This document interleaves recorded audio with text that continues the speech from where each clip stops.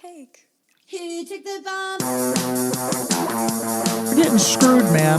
Every time we turn around, we're getting screwed. Oh, the revolution's going to be through podcasting for sure. That's the only way we talk. It's the little guys that take the brunt of everything. It's got to stop. Peasants, man. We're just peasants. Every one of us. You watch those old movies, you see the peasants in the background with the kings and queens walking around. We're those people. We're those people.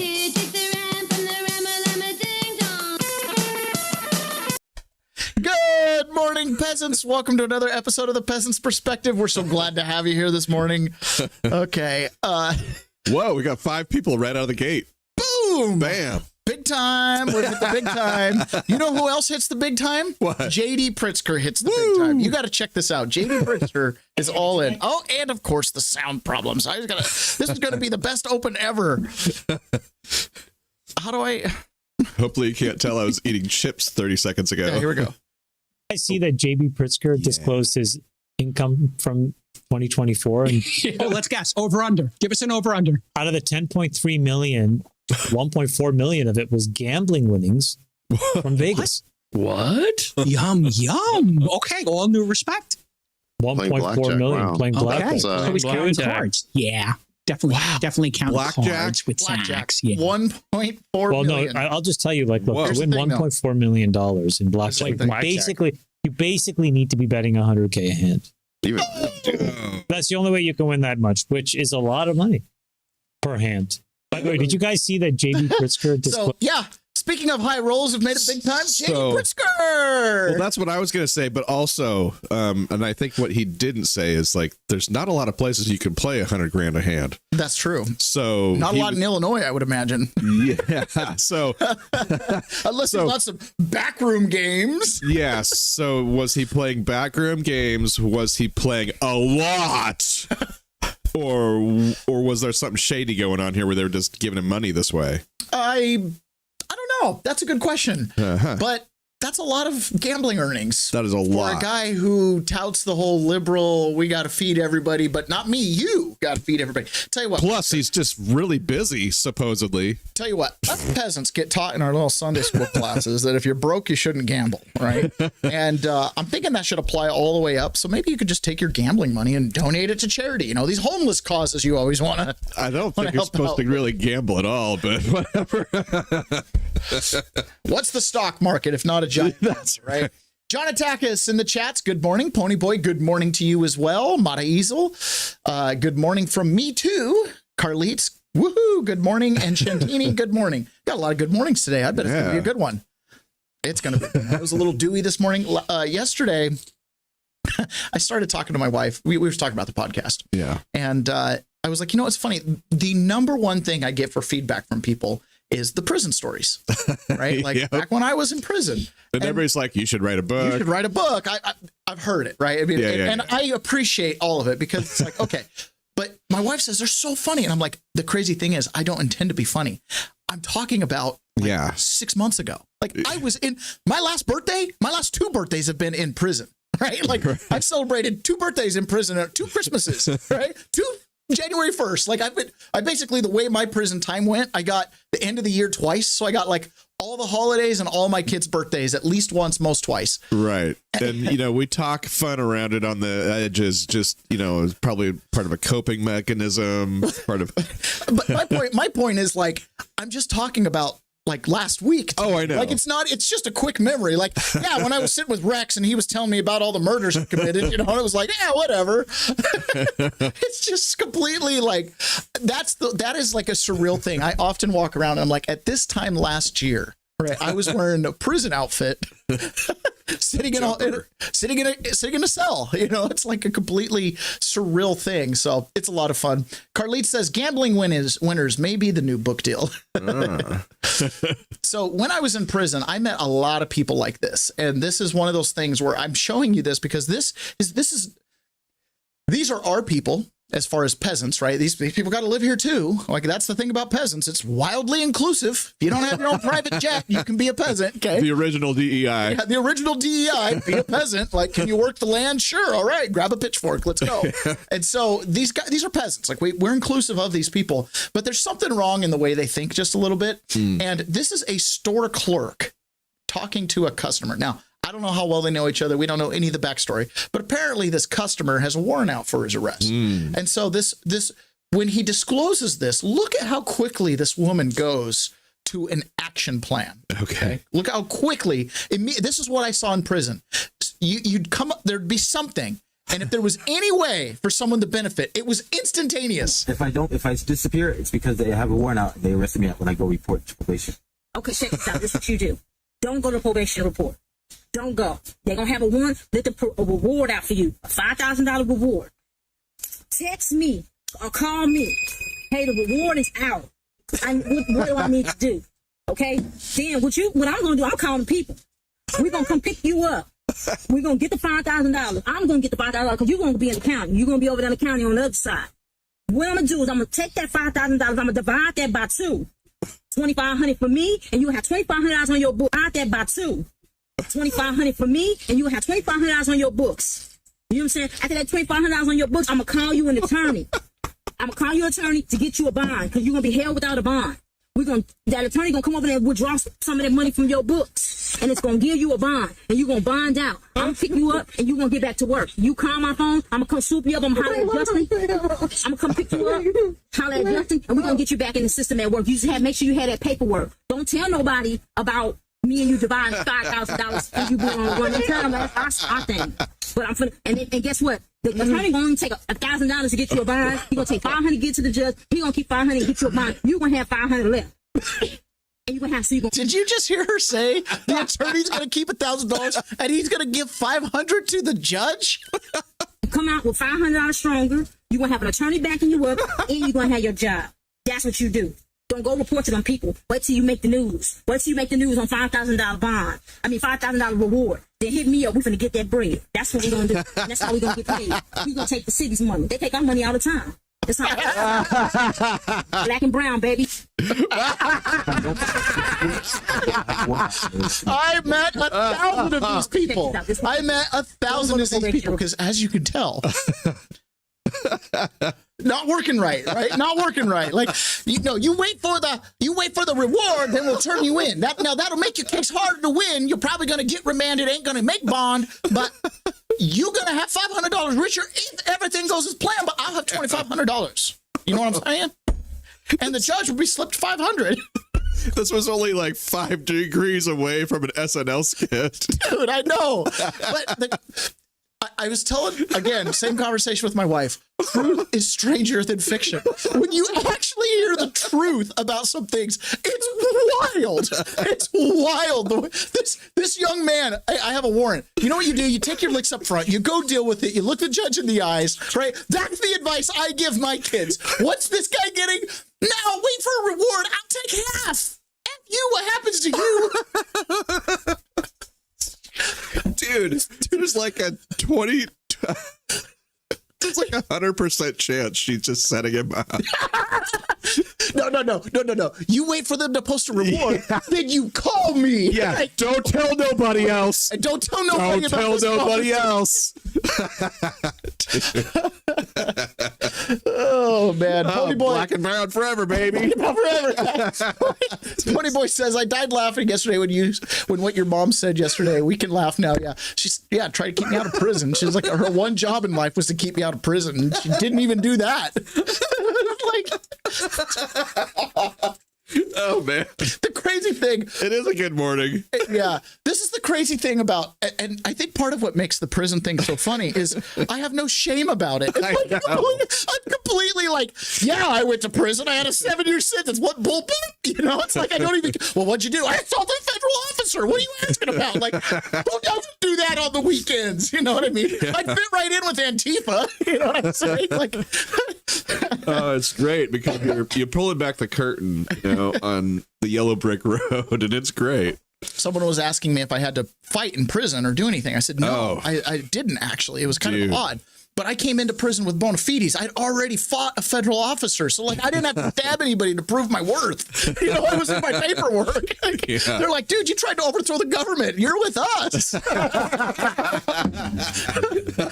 It's like, all right.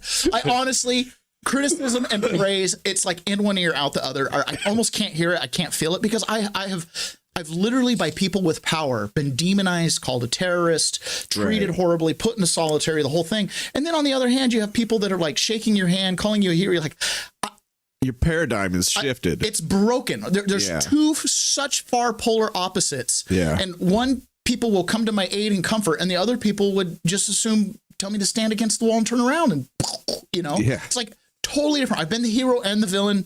I don't care anymore. Yeah. I see that with Judge Janine here, you know, our old Fox News TV star, who's now the U.S. attorney in the District of Columbia, which is a unique position because not only are they the county, city, state prosecutor, right? They kind of fulfill all three of those roles, but they're also a federal prosecutor. So they can take a small misdemeanor, you know, not misdemeanor. Well, I guess J6, they can turn a misdemeanor into a felony, but they can take like a small state county charge and escalate to the feds, which is what they're having to do. Because what's going on now is Judge Janine Shapiro's had a number of these really obvious like assault charges that they haven't been able to return grand jury indictments. Now, you might think, well, it's a grand jury, there must not be that much evidence. No. I've seen the DC jury pool. They know what they're doing. Like, they're biased.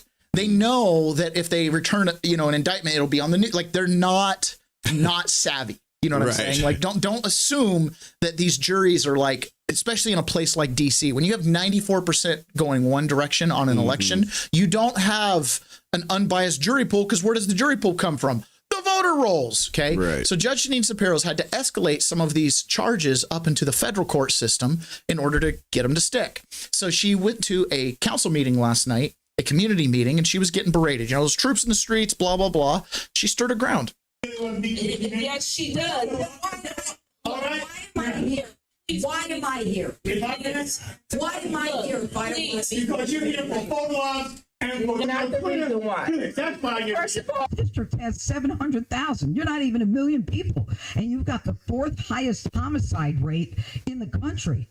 That's crazy town, and the data is very clear. It's the juveniles that are carjacking and torching the cars. I never heard of torching. When they are emboldened because they can commit it over and over and over again, then we're the suckers. As a result of the surge, homicides are down 53%. Robberies are down 59%.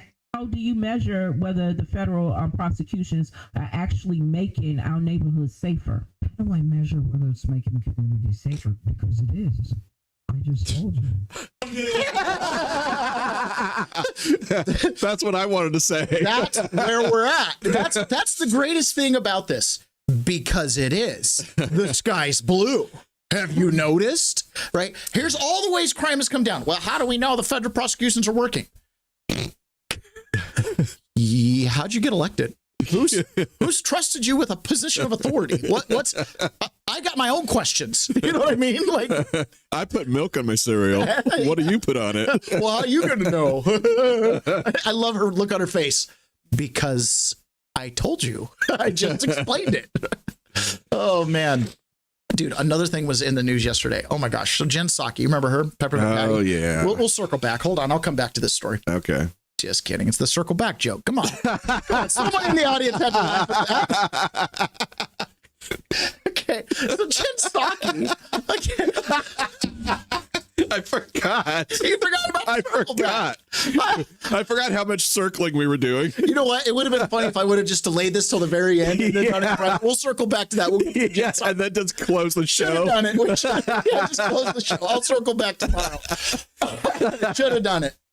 I should have pulled it off. But I do want to hear what she says. Now, I've presented this concept that we're watching WWE when we're watching politics. And when you do a show like this every day, and we pull a lot of clips, we're not like other shows where we pull 1, 2, or 3 clips and then we obliviate for 9 hours. We bloviate as much as we want. But we're going to do 20, 30 clips, right? We're trying to get the whole picture. I want the whole game. I want to know the heel, the villains, who's making a turn, right? And so when we watch these people, now this is that whole ivory tower thing. They're nitpicking at each other. One makes a public statement. Someone else makes a public statement. Some news gets this is WWE, right? Big time. Unfortunately for us, it's the big show. Like this is what they do affects our food prices and our gas prices. So it matters, right? So it does matter what's happening here. And that's the one thing Trump's coming around. It's like, all right, enough playing house. Right. Taxes are too high. Benefits are messed up. Everything's messed up. Enough playing house. And there's a whole lot of politicians that are right in line with that. I really do believe it. Many politicians get compromised, et cetera, but there are some good ones out there. And Trump is breaking the wake for them, right? He's kind of clearing the way for them to come in. And JD Vance is one of the big recipients of that, the MAGA movement. And JD Vance is someone who in 2016, in his book Hillbilly Elegy, criticized Donald Trump and kind of degraded MAGA. Now, this is back when he was still like a Yale student and stuff like that. Now it's a completely different world. Now he actually sees it. Now he sees Trump's policies. He made the connection between Trump and his childhood. I had to do the same thing. I had to get past the reality TV star and go, oh, his policies make sense to me. Right. It touches on my libertarian leanings, but it touches on my Republican leanings. It touches on my my liberal heart that wants a social safety net for people who struggle. Trump kind of has the ability to do just the right thing in all the different places. And that opens up the field for someone like JD Vance, who can just march this movement forward. And he's so young, which is why they're so worried about him. I think the little Manchurian candidate, JD Vance, wants to be president more than anything else. Yeah. I always wonder what's going on in the mind of his wife. Like, are you okay? Please blink 4 times. Yes. We'll come over here. We'll save you. And that he's willing to do anything to get there. And that your whole iteration you just outlined, I mean, he's scarier in certain ways. He's smarter in some ways. And he's young. Yeah. And ambitious. And agile in the sense that he is a chameleon who makes. Okay, so is this like a young, ambitious, like a young senator from Delaware that ran for president like 5 times? Is it like that? And then got his shot at being VP and then was like so determined to become the president that they like started a whole coup to get rid of Donald Trump and like covered up his son's illicit drug use and prostitution and let him win after he was dead. Yeah, like, you know, is there anyone else that maybe wanted to be a president so bad they would do anything for it? I don't know. Himself into whatever he thinks the audience wants to hear from him. Now, what's also true, though, is JD. Oh, you know, like being a blue dog Democrat and then decided to go full socialist and open the border. You know, like maybe it doesn't matter what your policies are. It just matters that you're in charge and you have a quote unquote legacy. Vance is not, he's in some ways goodish on paper if you like what he believes in. I don't know. I knew a president that had a great track record. He'd been a senator for a long time, representative early on, was actually like one of the youngest ever. Right? Won every election he ever participated in, basically. Have you seen his pedigree? It's amazing. Yeah. You should see his actual work history too. It's incredible. Yeah. Like, you know, law school, public service. It's wild. It's shocking how the guy got worth so much. But I don't know that he can take the whole movement with him. No way. I don't think so either. You know, I remember a president that one time split his entire base. Like it got so far left and then like moderates. And then you got guys that were Senator like Fetterman basically endorsing Trump. Like, I don't know, you know, I mean, like he probably can't hold the movement together. Do you see the projection here? Jeez. No, Riz. You're projecting an old man's follies onto a young man. He's got no Riz, right? And he just is a little odd. And so totally. Trump's odd in a different way. So I'm skeptical of that. So yeah, he's got to, I mean, everything going on right now, and I think we have to be very clear-eyed about this, is about trying to manipulate the public around elections. And I think... Get some clear eyes, Taylor. We'll circle back and talk about that. Jeez. What a great exercise in projection. What a great exercise, right? I mean, masterclass. I mean, you know, you look over at Jill Biden. Are you okay? Oh no, she's actually running the place. I don't know if you knew that or not, but she actually ended up being the one that was running the place. Can you blink 4 times with your third eye? Yeah, can you? Oh man. Jeez. Okay, so there's a scandal out in Texas. Pony Boy, you're going to love this one. Ooh. Out in Texas, superintendent of Centerville ISD was criminally indicted criminally indicted for covering up a teacher-student relationship. Okay. So they had a little board meeting. She's been called on to resign and she just won't do it. You know, she's been criminally indicted. So it's not just like, oh, an allegation of a cover up. That does happen. I mean, let's be honest, right? A lot of school administrators maybe don't see the gravity of a situation, cover something up. But then once they kind of become aware of it, it's like, I delayed reporting, or I didn't understand the gravity of the situation. Not this case, right? This was so egregious, it resulted in criminal charges. Oof. Right. But that's okay, because they've got her back. They're going to pay for her legal representation. Centerville ISD Superintendent Carol Dickey is the subject of a criminal investigation regarding alleged misconduct regarding actions or inactions stemming from her employment with the district. It was a unanimous vote Monday from the Centerville ISD Board of Trustees. The district desires to provide for cost of legal defense of Ms. Dickey in conjunction with these actions, to set aside up to $30,000 in taxpayer dollars to pay for the legal defense of Superintendent Carol Dickey. I guess the football team's not getting new uniforms this year. And believe the district believes criminal accusations to be unfounded. The boardroom was standing room only as the decision came down, much to the frustration of district parents. As a parent and taxpayer, I find it unacceptable that funds intended to support our students in classrooms could be diverted to cover legal expenses for an individual under criminal investigation. Parents like Tennille Hightower called for transparency and accountability from the board.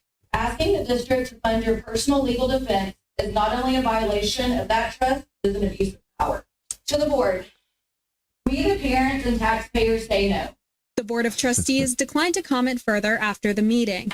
Centerville What do you think of that, Ron? Superintendent. How would you feel if our local school district my paid guess the is that they have personal legal defense of an employee who is being criminally charged for covering up a rape?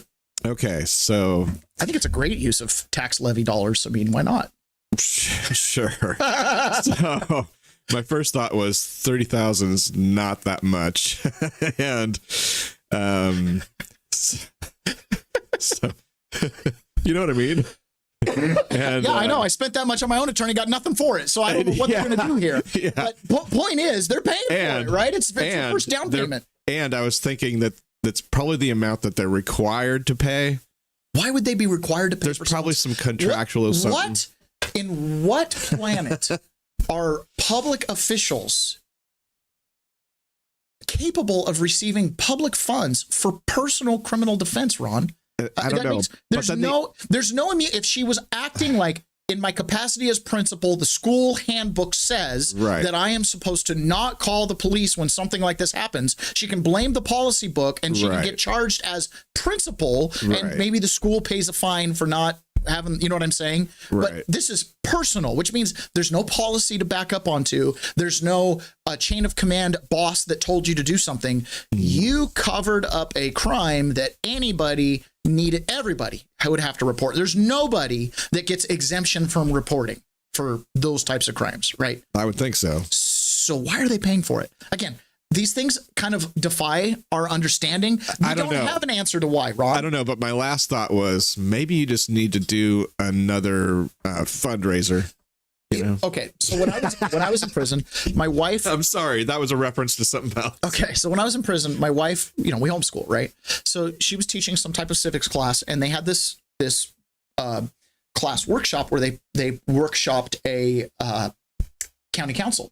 And so every single person had an assignment, your seat 1, 2, 3. And the objective, what they were debating, was a new water system for the county. And so as they went through, there was pros and cons. Now, when they actually did it, each individual person got a thing saying, if you get no water, if the water system isn't there, then this other company will give your wife a job, And then another person said, if you vote for the water company, you'll get a large campaign contribution. So this is a homeschool class. Like, these are teenagers.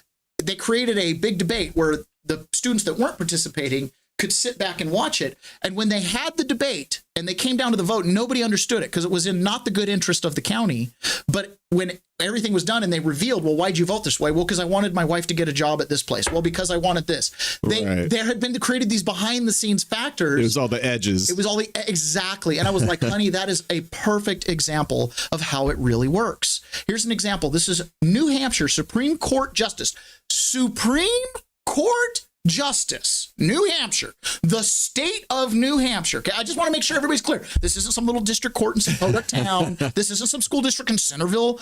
This is the Supreme Court of one of the 50 states. Not a magistrate. A week after a court found her guilty, trying to influence a criminal case against her husband, New Hampshire Public Authority Director Gino Macroni. It is very clear they did not want to bring witnesses in because they involved so many high-profile figures. I mean, these are the highest figures in the state. All right. New Hampshire Supreme Court Justice Anna Barbara Hans Marconi returning to her seat on the Wednesday with a smile on her face. Just a week after a court found her guilty of trying to influence a criminal case against her husband, New Hampshire Port Authority Director Gino Marconi. Well, I think it's completely unprecedented. I don't think you could find a case anywhere where a judge engaged in such serious ethical violations and enters a plea to a criminal charge and then 2 days later is back on the bench. Well, she had to recuse herself from the first several cases. For the record, Justice Hans Marconi is disqualified in this case. Hans Marconi made it abundantly clear she was ready to be back at work. Personal risk was the pulmonary embolism.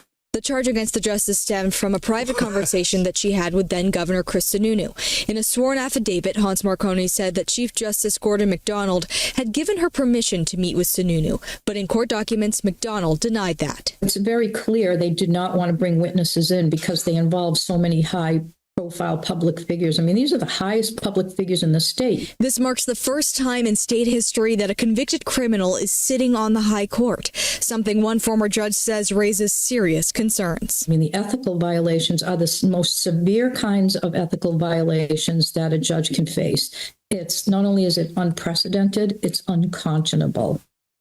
Yeah, but, she's got some cases today. Now, do you want to have a real inside look at how this actually works, how this goes down in real life?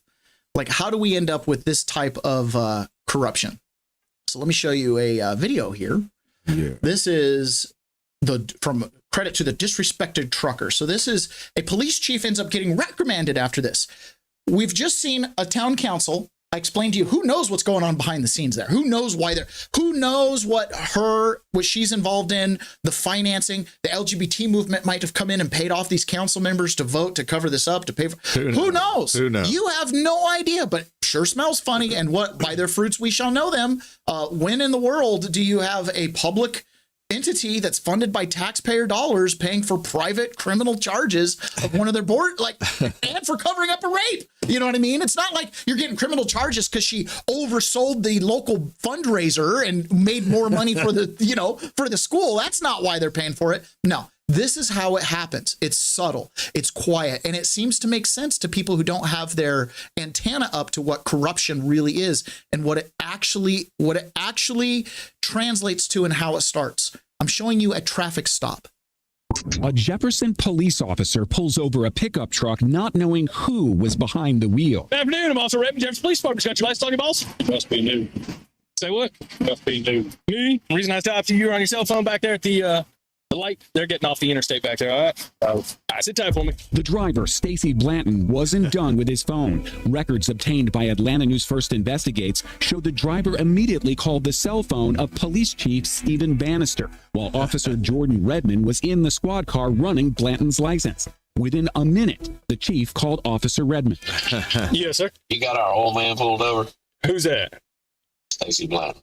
Yeah, who is Mr. Blanton? Brian, he's the guy that changes all our oil up there at Squiggly. Yes, sir. I got him pulled over. You mind riding him on morning? I'm not sure. He's butt. Don't get me wrong. He can be a butt when he wants to. He gets us a heck of a deal to service our cars. We get it back to go there and do everywhere else. Officer Redmond pauses in silence for a moment, then... All right. Hey, just tell him that he owes us some free oil. Brother. All right, then. Will the officer really issue a warning instead of a ticket for the driver owing some free oil changes? The answer is no. All right, boss man. Climate issue citation today for your cell phone. You have two options. You have court date on the front of your copy. You also got a what person's phone? Excuse me? Your chief just phone? I spoke with my chief. So you have a court date on your copy. You also have a website and phone number. That is a private phone call, sir. I know. So your court date's going to be on the front. The website and phone number is going to be right here on the back for you. City cell phone records show the driver immediately called the chief back. We don't know what was said in that 2-minute call, but Chief Bannister then dialed Officer Redmond's phone, a call that lasted 7 minutes. Here's the citation. Records show Blanton paid the $50 fine in September without admitting guilt. You drive safely, sir. 3 weeks after the stop, the city manager issued this formal reprimand to the chief for inappropriate interference. Your actions directly violate the principles of operational integrity and impartial law enforcement, the city manager wrote, adding that the chief undermined the authority and discretion of the on-duty officer, created a perception of preferential treatment, and risked public confidence in the fairness and impartiality of the police department. The city manager called the chief's conduct unacceptable, but did not demote him or issue any punishment. The city manager ordered the chief to draft. Those oil I think we're getting the picture here. Well, but here's the thing. It didn't punishment or demote him or offer any punishment. Why? Well, we're saving a lot of money on oil changes. Yeah. Oh. New policy to prevent him and other officers from doing what he already did. All right, anymore. Just tell him that he owes us some free oil. And that is why. What was it? There's a sitcom, The Office, where the redhead, what's her name? I can't remember. Anyways, she's getting discounts for paper supplies because she's sleeping with a office supplier, and he occasionally throws her free steak certificates for the Outback Steakhouse. Yeah. And then when they go to corporate, because oh my gosh, you're doing that, and the corporate's like, the economy the way it is, it's not really a time to be nitpicking prices. That's basically what I see there. Now, kudos to that officer for doing the right thing. Absolutely. Kudos to that officer for doing the right thing. And unbelievable. That's a good cop. I love to see that kind of stuff. That police chief, it kind of enforces my idea that you fail upwards, like you get, you fire up like, oh, you're corrupt. Oh, let's promote you. You know what I mean? Like, how do you get to the point where you're the police chief calling now? Someone might go, oh, it's just a cell phone ticket. What's the big deal? What's the big deal is why have the law at all if it's bargainable? I don't like laws that are bargainable. That to me is offensive to my soul, right? It's offensive to my soul. In other craziness, right? So you've got city councils that are kind of messed up. You've got New Hampshire Supreme Court. Don't know what's going on there. One of the judges is recusing herself regularly on cases because of conflict of interest. Her husband works for the Port Authority. Why? Another position of power and authority. I don't know. I feel like we should have a one public servant per family rule, maybe. You know what I mean? Like to avoid some self-dealing and double dealing. In a stunning shock to me, who, by the way, has no love in his heart for Mike Pence particularly. What a tangled web we weave. This comes from Svetlana Lakova. Who's Svetlana Lakova? She's one of the women that they accused General Flynn of having an affair with like weeks after she'd had a baby. And she'd never even met General Flynn except for one time at a dinner, blew up her life, ended her career, almost ended General Flynn's marriage. I mean, when was the last time you stopped beating your wife? Oh, hey, the New York Times says you're having an affair with this Svetlana person, General Flynn. Who's Svetlana? You know what I'm saying? Like the paper of record says that you're having an affair. So Svetlana Lakova, she's from Europe, says this. Now that Comey is their resistance hero, the deep staters omit to mention that the fired prosecutor, Eric Siebert, who tried to run out the clock on the Comey case, is the son-in-law of Richard Colin. Who's that? Richard Colin is godfather to Comey's daughter. He was also Pence's lawyer during Russiagate.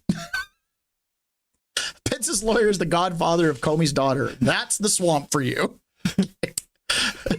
Don't. And you just got to give $500 to the judge. We'll be good. Gotta get that cheddar. Yeah. Now, James Comey is so audacious, and we mentioned this yesterday. He's actually had the guts to hire for one of his attorneys, one of the people he actually leaked classified information to. We have a very interesting and maybe very successful move by the prosecutors. They say Comey's lead defense attorney, a man by the name of Patrick Fitzgerald, should not be representing him or handling the case because he had an alleged role in 2017 of media disclosures of classified information after Trump fired Comey as FBI director. So James Comey, when we say lawyer up, I don't know what type of deal he had, may have to lawyer up again. But why should Fitzgerald be able to represent him when he's sort of tied to him in such a... Let me break that down for you. Yeah. Mike Pence's kids' godfather leaked classified information. It should probably be in jail too. Allegedly nefarious way. Exactly. I mean, this is the swamp.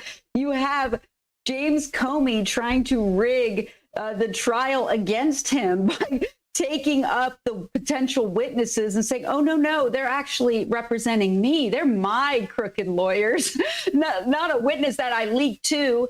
Classified information. I mean, this is unbelievable. They think none of the rules apply to them. It is so perfect that this is James Comey's tactics, but the prosecutors are so smart to go after this. I mean, he should be a witness. This builds the case against Comey, and yet he thinks he can just rig it with the swamp and all his buddies. And not so I don't fast. think it's going to work. Also, now, they think they can rig it, this whole system, and they probably are going to draw the clock out on this just based on the couple filings they've had so far.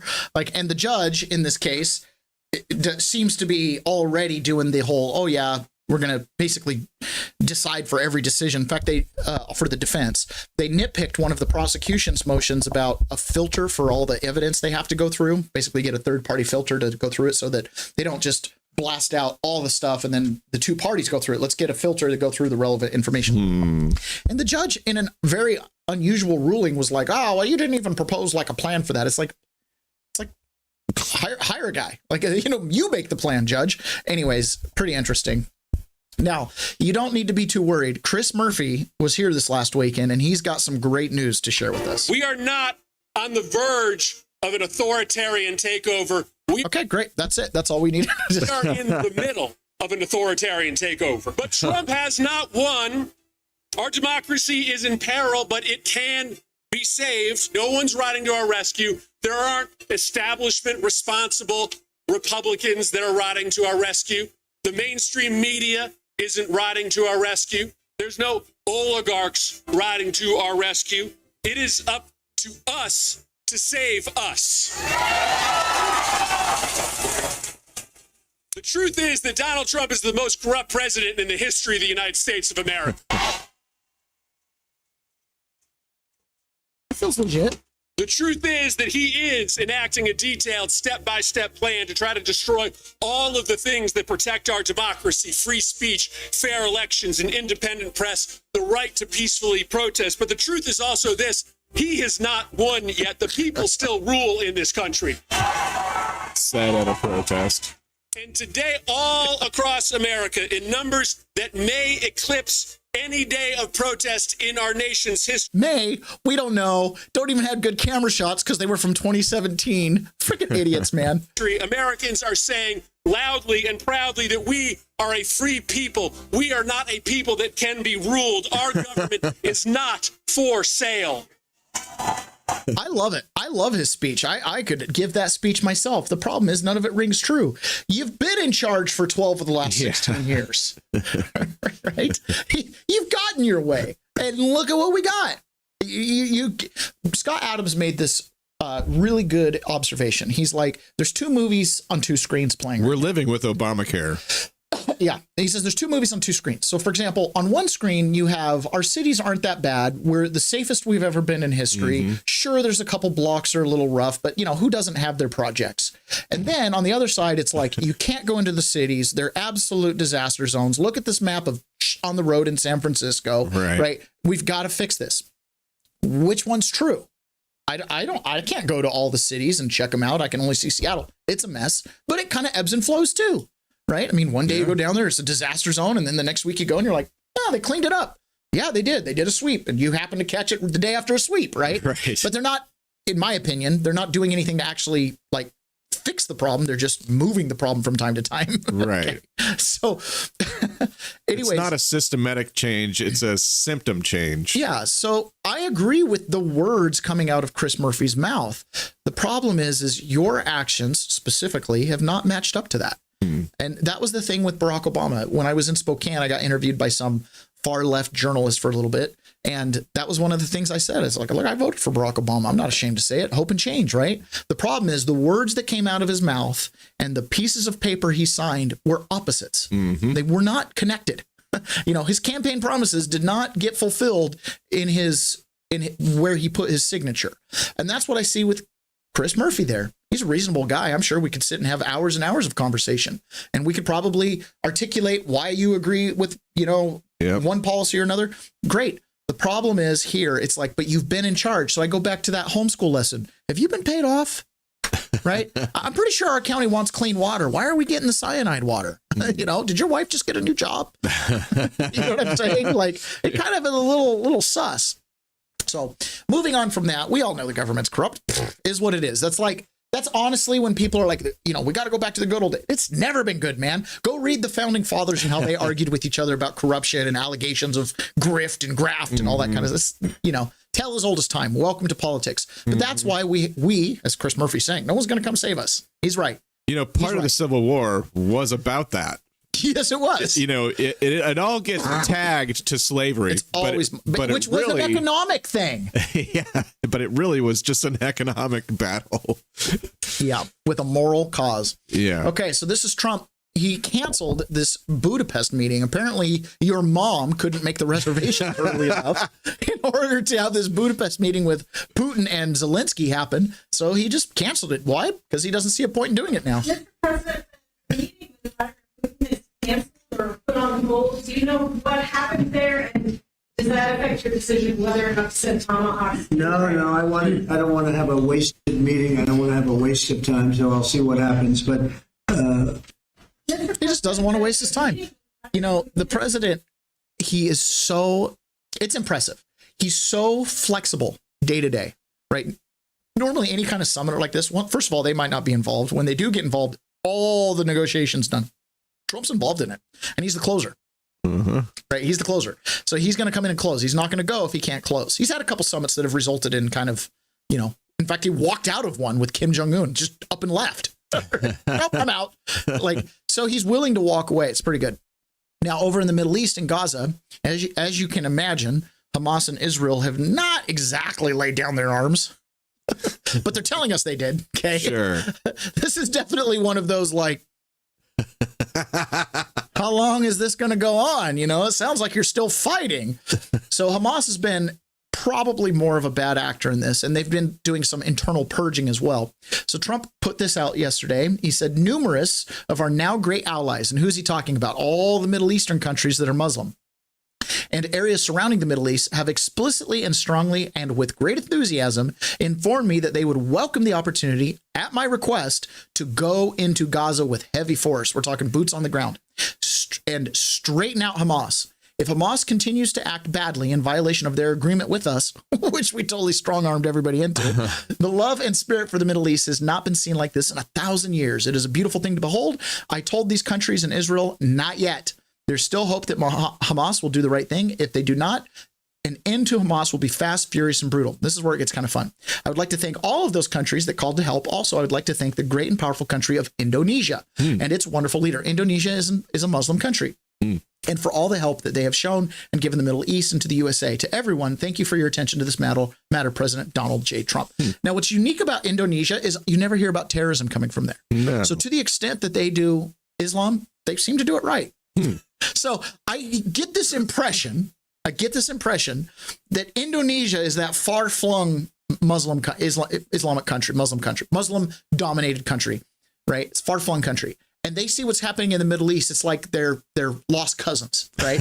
And at this point, they're like, listen, you're giving us a bad name, right? So we're going to come in and clean up our own stuff because you're affecting our trade deals over in Indonesia around the world, right? Don't just think we're going to jump in bed with you guys. We don't have the same beef over the sand in the Middle East. We got our own thing going on, right? So that's kind of interesting that Indonesia was very prominent in these peace deals, offering, I think it was 20 or 30,000 troops to go and deal with this. Whoa. So they're serious. They want it. They want it done. So that'll be interesting to see. We'll watch that happening. And there's a reason why this is such a hot issue. Here is our resident Palestinian representative, right? Rashida Tlaib. Dad, there's a swear word right at the beginning. Just letting you know, you're going to have to mute it. Look at the rooms, motherfuckers. We ain't going. She says, look at this room. We're not that going I have to work in, that we all are surrounded by, was built on slavery and genocide and rape and oppression. Real change doesn't come from the cowards and warmongers in Congress. It comes from the streets. It comes from all of us mobilizing and seizing the power to resist and fight back. All right. So I'm getting all fired up. Yeah, she's a representative. Wait to join the resistance. She's a representative of the United States government telling you and her constituents that the whole system's based on rape, genocide, stolen land, and whatever. So what are you going to do? Take it from us so you can have it for yourself? You're not Native American. Get the out of here. Seriously, like, come on. Mark Victor Hansen was asking Senator Kennedy who was actually in charge during the Biden era. Do we actually know who was president? Now, I need you to understand something. This question shouldn't be hard to answer. It should just be like the president was in charge, right? Like, and his small staff or whatever. Like the idea that we're asking, did we ever find out who was actually running the country the last 4 years? Like, who was doing it? Mark Victor Hansen, he's a commentator. He's a great thinker, right? Best amongst us. But Kennedy's a senator. So to ask this question to him and the response from Kennedy should terrify you. And why should it terrify you? Well, I just showed you everything from your local town councils to your state Supreme Courts, right? To your local sheriffs and county offices, you know, all the way to James Comey and the DC swamp and the interrelationship there. I just feel like we should be really concerned about the fact that nobody was in charge. And maybe the fact that nobody's in charge is why we've ended up in this place where the only rational thing to say is to bring the whole corrupt temple down. Who's running the country? Did we ever figure that out? We'll probably never know. I think it was on a day-to-day basis. I think the First Lady Biden had a lot. I just want you to know these guys exercised extreme authority in my life. Okay. And we don't know who was in charge. So I'm not exactly sure who was behind my prosecution. I mean, I can name a couple names of some line prosecutors and stuff like that, but is that just the machine? Is that where we're at? Nobody's in charge? Even a sitting senator. I mean, this is the most elite club on the planet. There's 100 of them. I'll tell you what I heard. Who's in charge? I don't know. What I heard is we don't want you to know. Influence. I think Mr. Hunter Biden did. But I think he had an inner circle. A lot of them were President Obama holdovers, and they were calling a lot of the shots day to day. And my people back home in Louisiana would ask me all the time, Professor, they'd say, who is really the president? Because we see President Biden on TV talking like he's from outer space, who's really doing the job. And I would always tell them, whoever has control of that teleprompter. And I think on a day-to-day basis, that was the 5 or 6 people that shielded him from the rest of the staff in the world. And of course, the First Lady knew about it, and I think Mr. Hunter Biden knew about it. It seems like these people on the other side of the aisle from you, and you've mentioned this in the popular press the last week, they really do feel hot breath on their neck from this squad and AOC. How's that? What do you think is going to work out with? What's going to happen? I mean, when you talk to these people, are they scared of these people? Or oh yes, they're scared. Well, I mean, it is clear that there is a socialist wing, a Bolshevik wing, a loon wing, as I call it sometimes, of the Democratic Party, and it is in ascendancy and it is in control, and its leader. Frankly, I want you to pay attention to that. That far left wing, he's saying, is in ascendancy. It's in control. The moderates, who really Biden represented, the Schumer, the Pelosi crowd, it's crazy to call them moderates, right? But they were moderates. They're blue dog. Maybe blue dog over describes them. They're corruptocrats. Pay me, I'll vote for it. You want a capitalist policy? Pay me. You want a socialist policy? Pay me. Right? These are very classic Clintonista corruptocrats. Okay, the uniparty corruptocrats. I'm having a hard time believing the words coming out of his mouth, because in one sentence he says, I don't know who's in control, maybe 5 or 6 people, just some rogue people or people just right close to him. Who knows? And then in the next breath he says, well, it's clear that there is this left-wing socialist faction that is in ascendancy. Well, which part is it? We don't know the 5 or 6 people, or it's clear? I think what he's saying is we don't know the 5 or 6 people that actually like made executive decisions. Like we're in charge. It's clear this ideology is dominating. But he is in this class, this group that is adjacent to all of it. And he's the one, if anybody, that should know what the hell's going on. He should be able to elucidate that to the rest of the American people. We got a minute more on this clip. Let's see. Senator Schumer or Minority Leader Jeffrey. It's Congresswoman Ocasio-Cortez. That's clear. So she wasn't running the country, but she's running the party. Okay. And a lot of, in my opinion, of what's... Why couldn't he use that as an answer to the first question rather than we don't know? Maybe it's 5 or 6 people. Well, because the party clearly wasn't running Biden because Biden did things against the interest of the party. Correct. Right? Like the corruptocrats are like, geez, Biden, you went too far. Like Correct. He opened the border. But why does he get to say that he didn't know that when he has a front row seat? I don't know. And then we're all just okay with him just saying, well, we'll never know. He's a politician like the rest of them. His mouth's moving. Exactly. Sure. Exactly. That's exactly my point. All these mother effers, they all know what's going on. That's why the show's laid out the way it is. Get as much of this information as you can so you can distill it and form a perspective, an opinion. That it. By insisting on the shutdown, he wants the loon wing led by the Congresswoman to love him. They don't even like him. No. And for his own politics back home, he wants them to love him. They never will.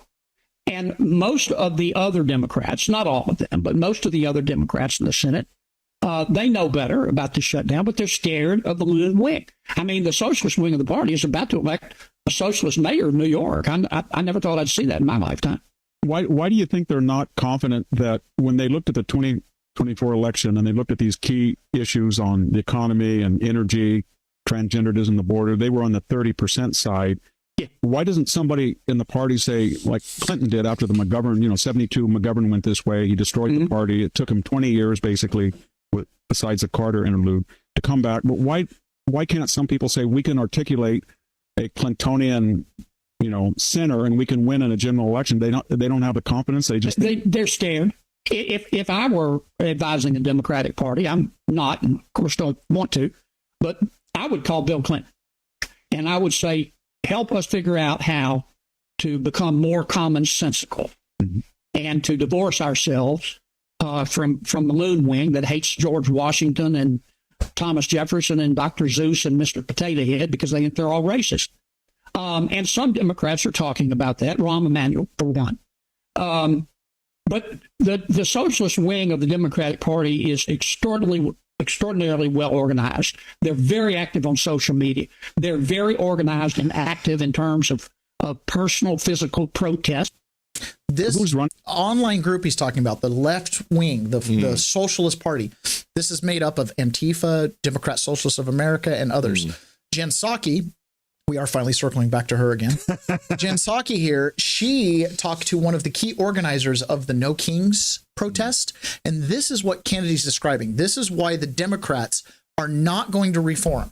They're not going to come in line. They're not going to reopen the government. I mean, it might go the way that Kennedy predicted, where Schumer sends a couple guys to go, cross party lines and open the government to stop the pain. But they're completely pigeonholed because of this. Carlite says, way to dig down, Ron. They're all corrupt. Yeah, Ron is correct. Yes. Pray the Rosary Daily. How'd the bartender get to run the party? Well, I have my suspicions, but there's some alleged AI videos floating around there that are very enticing. And when I was in prison, a lot of guys in prison wanted to claim that their J6 videos were AI, and they wanted to use Ocasio-Cortez video as evidence. Like, do you not believe this is real? No, I'm just kidding. All right, so this is Jen Psaki. If you know the reference, you know the reference. This is Jen Psaki talking to this No Kings protest organizer, and this is what Kennedy's describing. This is what the left is afraid of. It's the same thing that a moderate Republican is afraid of with MAGA. They organize, they have a huge presence online, they're kind of following the narrative, they're watching WWE every week, right, as in this. Okay. Yeah. And so this is the counter answer to that. This is their base that's kind of riling up. Sure. And like you said, they're organized. Jan, it sounds like you might have been in on our planning conversations. That's exactly what we're talking about. There are going to be big protest days, just like we saw in Did you see her if eyes? any of those protests go bad, like J6 bad, yeah, you just admitted that she's part of the collusion. I mean, that's kind of how Enrique got riled up and stuff like, oh, you were in a chat room. Oh, you must have been part of the planning. You should restart the clip and watch her eyes. Yeah, watch this. Watch. Jan, it sounds like you might have been in on our planning conversations. That's exactly Did you see that? There's going to be big protest days, just like we saw on Saturday. That's true. But in between those days, there's going to be regime overreach. And I think the Jimmy Kimmel, Disney, ABC News example is an excellent case in point of how people power can be applied, not just against this administration in the White House, not just against Congress, but against the pillars of democracy, media institutions, businesses, universities that are getting pressured by this regime. In the Disney case, what we saw was the regime applied pressure, the institution buckled, the people responded in force, and then that institution saw that, changed course, and democracy sat up a little bit stiffer. We were a little bit stronger in that moment. There are going to be more instances exactly like that. So I think using our combined economic power in a rapid response, they do this, we do that, is necessary for creating the conditions of defiance all across the country. So we've launched something tonight called the No Kings Alliance, which is an alliance of all of these groups working together all around the country in an effort to produce that kind of rapid response we need to change the conditions on the ground, because we don't want this to be the Trump era. The Trump era is over. This is the No Kings era, and this regime is just operating in it temporarily while we build up the strength necessary to usher in this new era of reform. I think I've been thinking a lot about how much coverage the Tea Party got, and even Ted Cruz, of all people. Jan, it sounds like you. I'd like to submit to the jury Exhibit A. This is evidence of pre-planning and collusion for seditious conspiracy across the country to defy the laws of the land. Did he just say defiance? Defy what? Oh, yeah. I'm just saying, when it was put your mask on, you were pretty big on compliance and not defying the law, even if you've done your own research and know the science, right? It's like, get in line. But now, oh, we're going to defy things. Fortunately, they're really good at what they do. We haven't had a king here for like 250 years. So it's working awesome. I encourage them to keep doing it. I don't like kings. I'm with them on that. So, yeah. I mean, throw your money away. That's great. $300 million. Are we going to talk about the government shutdown at all today? Why? Okay, I want to talk about it for 2 seconds. We are going to get there. Oh, okay. So save your thought. Okay. John Brennan was, again, referred to the Department of Justice for criminal prosecution by the House.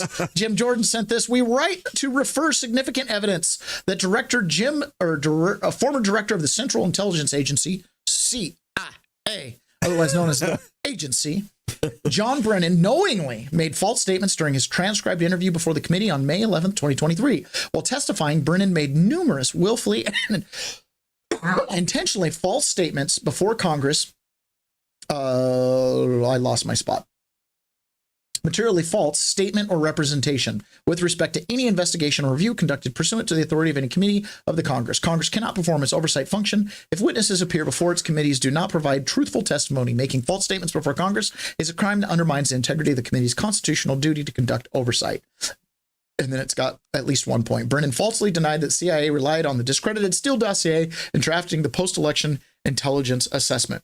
So to my knowledge, this is at least the third criminal referral from John Brennan to the Department of Justice. The problem is John Brennan was in charge of the CIA, the intelligence agency. So he's got all the dirt on the people that are supposed to charge him. Just like that Supreme Court judge probably's got dirt on her, co-people on the bench, because otherwise, why wouldn't they be like, no, you got to go?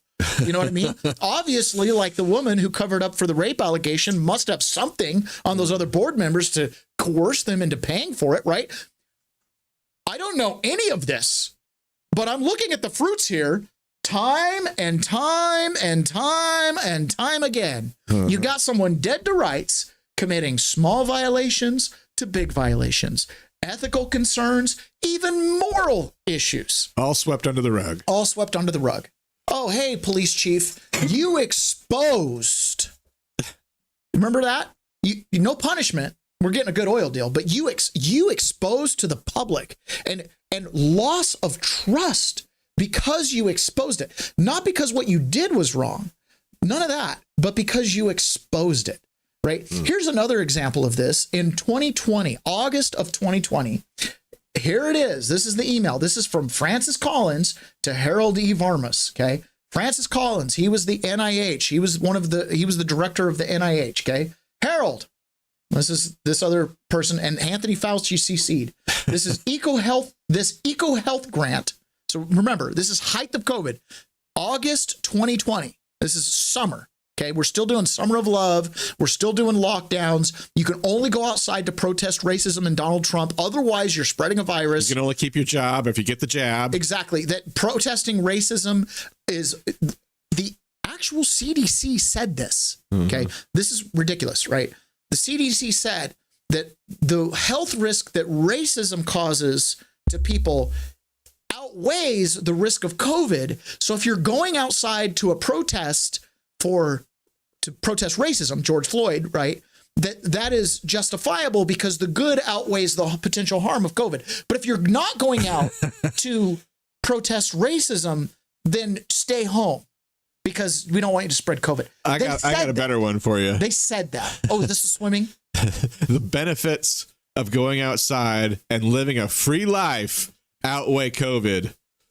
No, that's they don't. It. They don't. Yeah. Okay. So Harold, this is EcoHealth grant. This EcoHealth grant and its connection to Wuhan. EcoHealth paid Wuhan to do gain-of-function research, has presented one of the most difficult and wrenching situations in my 11 years as NIH director. Now, keep in mind, this guy knows about the Tylenol scandal. This guy knows about vaccine scandals. This guy knows about, any numerous one of these scandal recall things that happen, right? This is the National Institute of Health.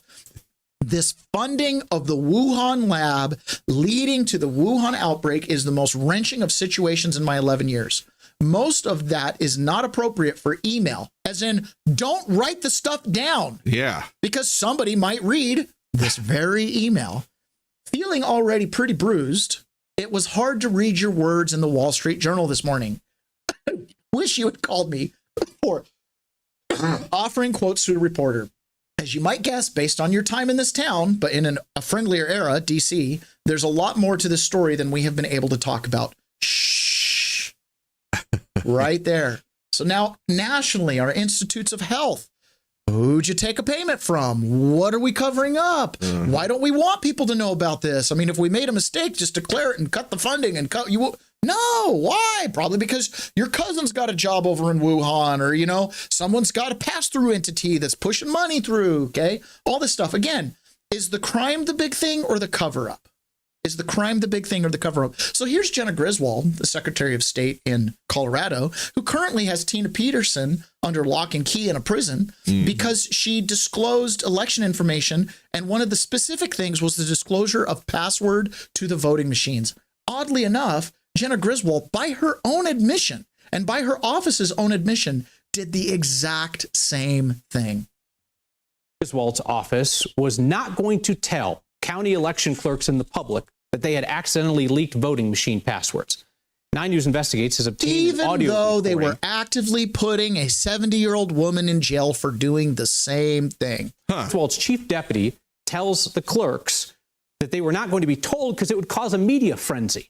Oh, Griswold only notified the clerks and only changed the password. Police chief, we're not going to media frenzy be about. We're not going to punish you or demote you or fine you or charge you. We're just going to say, don't expose our oil change deal. So what if the guy gets out of some tickets and can break the law with impunity? Have you seen the discount on full synthetic? Think about what would have happened to that officer had he done the wrong thing. If he had done the wrong thing, nobody would know about this, but his camera would have recorded his illegal action. It happens all the time. And then he would have dirt on himself that would be impacting his ability to do his job on a day-to-day basis for the rest of his life. Or if you work off my premise, one day he'll be sitting in office and they'll go, hey, we've got this memory card with some footage of this one day. That's exactly but we also have a promotion slot available for you. Exactly. Are you a team player or not? Exactly. Right? Are you a team player or not? So back to Jenna Griswold, right? So, hey, we don't want to disclose to the media about the security breach on, our precious voting machines and democracy. I don't want to have to answer it would other cause a hard media questions. Frenzy. We're in the middle of prosecuting someone for doing this. Was revealed to the media and the public. That security breach came out 5 days after Griswold's office learned about it, when the Colorado Republican Party broke the news and asked for an investigation. The passwords had been inadvertently posted on her website in the hidden tab of a spreadsheet, sitting there for months. Clerks were upset to find out about it through the news. Griswold told me that day that she hadn't decided whether the public was ever going to be told. 9 News Investigates got a hold of an audio recording of Griswold's top deputy speaking to the clerks just minutes after I talked with Griswold that day. Josh, I appreciate that you're expressing upset. I'm not upset, Chris. I'm pissed off, and it's really hard not answering media questions the way I actually want to. Okay, I will tell you, all I can do is be as transparent as I possibly can.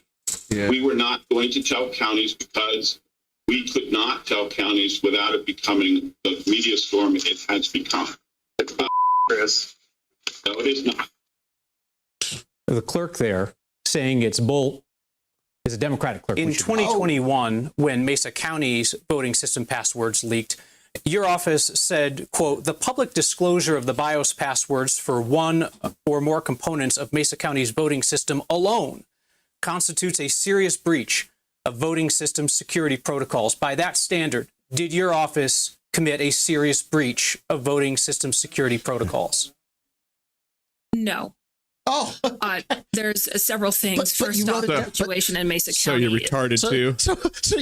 So you don't actually believe in what you write. Okay, yeah. I mean, but they did, but no, it wasn't. I mean, it'd be a media frenzy. We're not going to tell the counties, but very distinct to the situation that we are facing today. Because of that, Tina Peters was just convicted of 9 years of incarceration.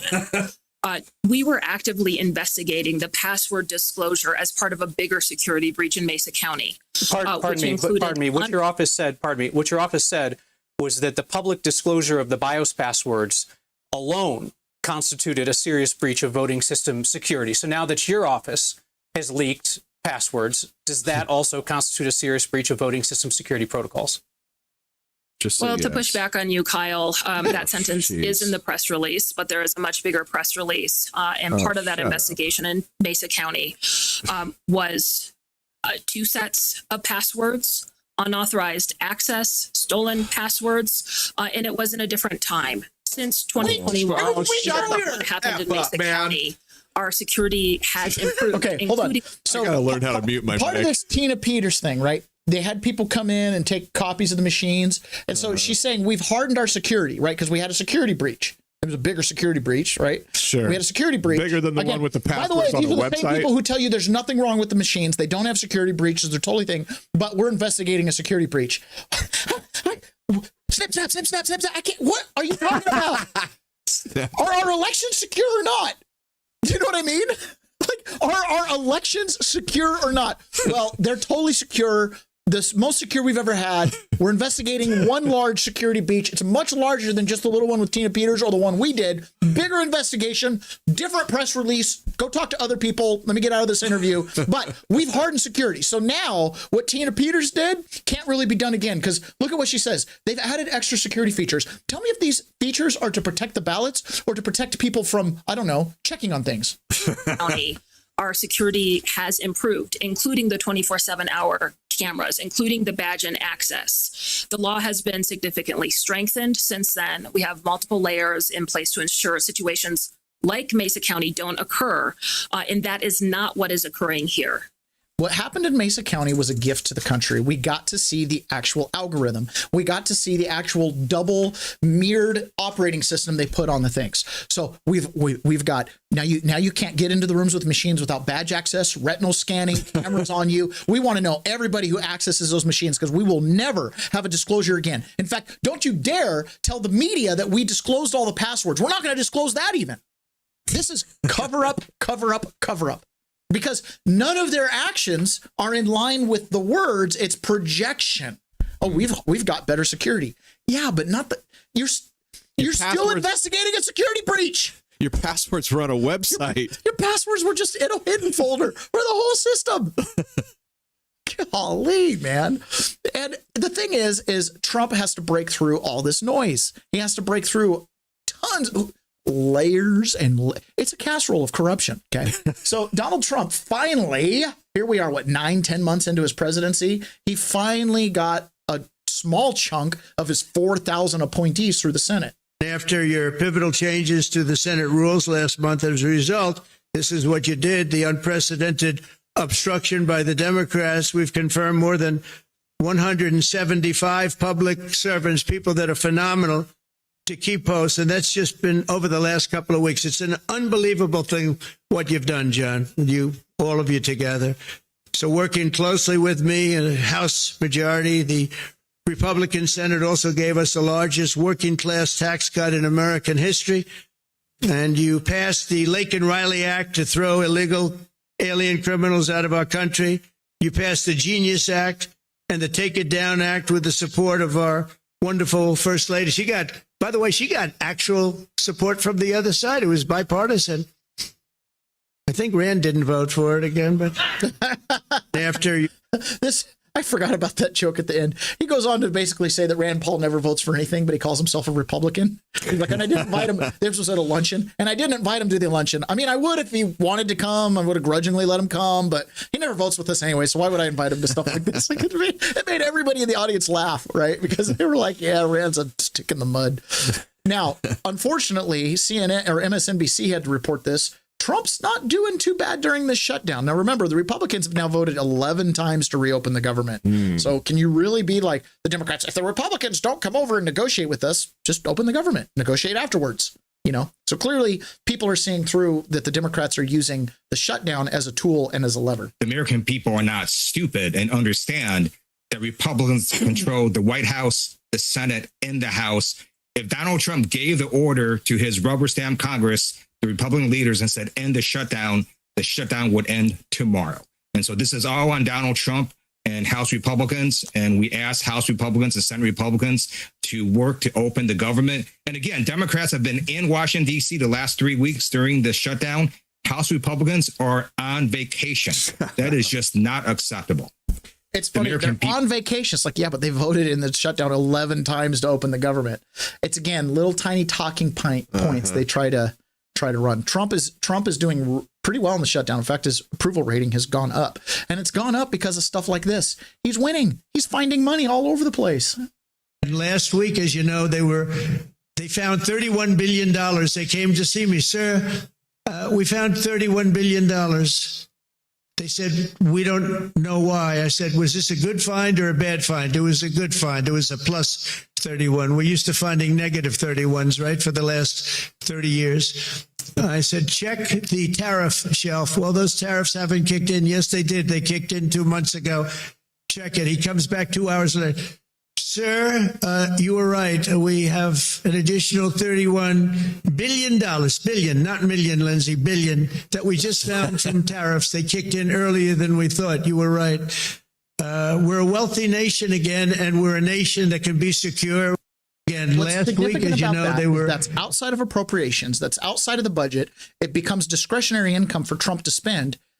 This lockdown can go on and on and on. Why? They're paying troops, they're paying TSA, they're paying the critical stuff, right? I'm sure there's others that, if you're not getting paid and you work for the government, you're probably like, well, I want to be critical. So right? But that right there is the comment that I wanted to make earlier. So on my drive in this morning, I was listening to the radio, and a reporter made mention of the shutdown and how employees of the government were not getting paid, and but the state would step in and pay these people, but only if they weren't not working, because they could get unemployment benefits, but only if they didn't work. So this is the way that our state was trying to flex on the federal government by making all the federal workers stop working. Meanwhile, they're voting on state income tax next week for Washington, right? There you go. Where are you going to get the money, Mondami? I'm going to tax people $9 billion. Oh, okay. And we get free buses. Yeah. At a price tag of $9 billion. You know what I mean? Well, what if I never ride the bus? Well, you're going to pay about $9,000 of your share. Who's going to raise $9 billion in one city for free bus fare? And we're not even talking about funding his city-owned grocery stores. Where did this $31 billion come from? Obviously from tariffs, but there's other places too. the United States' budget was full of line items paying for stuff like this. This has been the much famed Roosevelt Hotel. Okay, this is in New York City. This at one point was a very luxury hotel, and then it was taken for 3.5 years to house migrants. And there was kind of an omerta of don't talk about it. This woman is doing some on-the-ground reporting in New York. The Roosevelt Hotel has officially been shut down for migrants. But when we talk about finding money and paying for people, there's a lot of slosh in the bucket when you can eliminate line items like this. The iconic Roosevelt Hotel has officially closed. No longer are migrants coming into New York City. Therefore, they don't need this shelter. Inside this shelter, 155,000 illegal immigrants were put up in this shelter from 150 different countries. Every night, we paid over $200 to house people inside this hotel for around 3.5 years. You add that up, that is a lot of money that we've spent funding these illegal immigrants who came into America illegally. If we, as a normal citizen, wanted to walk through those doors while migrants were living in here, we were told we could not come in here. Here, nurses worked 12-hour shifts, long hours. There were lawyers here to protect the people that wanted to claim asylum or perhaps wanted to get a job here inside New York City. They had their own lawyers, their own interpreters, their own caseworkers, even their own nurses, because many people came into America pregnant. Many people came into America with diabetes, cancer, AIDS, all sorts of illnesses. People came here, wanted to get help, and they got free help that we paid for. Also, there was a major processing center here inside this Roosevelt Hotel just down there, where National Guard have been on the scene for the past 3.5 years, checking migrants in as they came in. Also, a scary thing about this hotel is the Trinidad gang members lived inside this hotel, rolled these corners, and we allowed it to happen. It was actually kept as a secret. Not too many people talked about this shelter, but this shelter has housed over 155,000 illegal immigrants over the past 3.5 years, and it is officially closed. That is what we voted for. Isn't that exciting? 155,000 illegal immigrants went through that luxury hotel. What was the cost? $320 million. $320 million for one hotel location, and there were others. Yeah. Many others. That's the thing. Tren de Agua ruled the streets, and it was just a kept secret, man. It became one of the no-go zones in New York. Wow. And there's stuff like that in Seattle. There's stuff like that in Chicago. There's stuff like that in pretty much every major city. Mm-hmm. All right. Yesterday, we were unable to jump over into the private, and we've got U.S. beef and what my cattle ranchers. I know there's a couple of you that listen. We've got a couple cattle ranchers that listen to us. Like, they're legit in the cattle business. Trump is making a huge push to bring the cattle industry back to America. So we're going to be talking about that in Rumble Premium. So if you're not a Rumble Premium member, sign up now so you can hear about cattle. Okay. We're also going to be talking about, we're going to be hearing from Eric Weinstein, talking about how what's been happening in our country is not haphazard. It's intentional. Once, twice, by third time, he says military doctrine says active war. So we're going to be hearing from that in a Senate committee hearing where he testified. We're also going to be hearing a little bit from Karen Levitt. One last thing of WWE between the two press secretaries, Carolyn Levitt and Karine Jean-Pierre. We're going to hear about how the House officially, in their investigation of the Epstein stuff, have cleared Donald Trump. Okay, now you're not going to hear about that on MSNBC. I'm sure those are going to say things, because they don't want it to get into the zeitgeist that there's just no evidence of Trump being involved in any untoward way with Epstein. But we're going to play that. We're also going to hear from the Federal Reserve Board talking about Bitcoin and crypto. Guess what? Dang, it's this here, sounds like a whole other show. Yep. And then we might get in to hear a little bit from Harry Sisson, who Trump crapped on out of an F-16, and then Joe Scarborough making one final threat to us Republicans. Back off now, or we're coming for you. All right. So if you haven't joined us, haven't been in private with us before, please join us there. And otherwise, the rest of you, we'll talk to you again tomorrow. Bye.